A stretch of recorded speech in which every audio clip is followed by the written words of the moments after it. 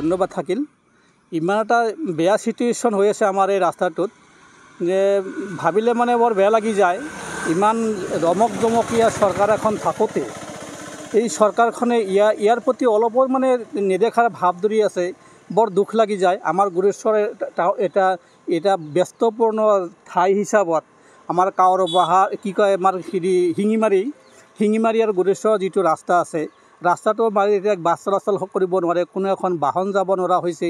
আধা অংশ খহি গ'ল বৰষুণৰ কাৰণে। আজি অত দিন হৈ গ'ল, প্ৰায় ৩-৪ মাহ হৈ গ'ল। আজিলৈকে মানে কোনো এটা চৰকাৰৰ ফালৰ পৰা মানুহ হওক বা PWDৰ মানুহ হওক, কোনো এটা মানুহ আমি এটা দেখা নাপালোঁ।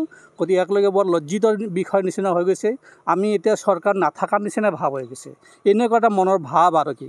গতিকে মই চৰকাৰলৈ এটা আহ্বান জনাওঁ যাতে তেখেতসকলে অতি পলমে এই ৰাস্তাটো ঠিক ঠাক কৰি দিয়ে, ৰাইজৰ অহা যোৱাৰ বাটটো মুকল কৰি দিয়ে।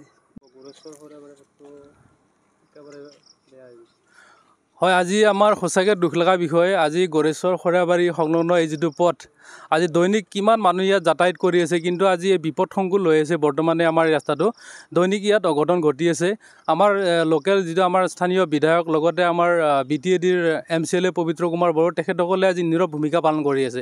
তেখেতসকলে ইলেকশ্যনৰ টাইমত বিভিন্ন ধৰণৰ কথা কৈ প্ৰলোভন দি তেওঁলোকে মানে জয়ী হয়, কিন্তু তাৰপিছত আমাৰ এই অঞ্চলৰ যিবিলাক সমস্যা আছে, এই সমস্যাবিলাকৰ ওপৰত তেওঁলোকে কাণ সাৰ নিদিয়ে। এই ক্ষেত্ৰত আমি অসম জাতীয়তাবাদী যুৱ ছাত্ৰ পৰিষদৰ পৰা তেখেতসকলক ধিক্কাৰ জনাইছোঁ, যাতে তেখেতসকলে আমাৰ এই পথটো কম দিনৰ ভিতৰত ৰূপায়ণ কৰি সুচাৰু কৰি দিয়ে। আমাক তাৰ কাৰণে আমি আহ্বান জনাইছোঁ।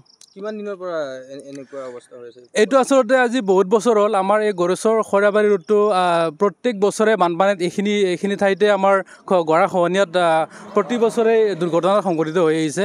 আমি প্ৰত্যেক বছৰে বিভিন্ন দল সংগঠনৰ পৰা আমাৰ ছ'চিয়েল মিডিয়াত তেখেতসকলে বিভিন্ন ধৰণে অনুৰোধ জনাই আছে, কিন্তু এতিয়ালৈকে তেখেতসকলে কোনো ধৰণৰ গুৰুত্ব আৰোপ কৰা নাই।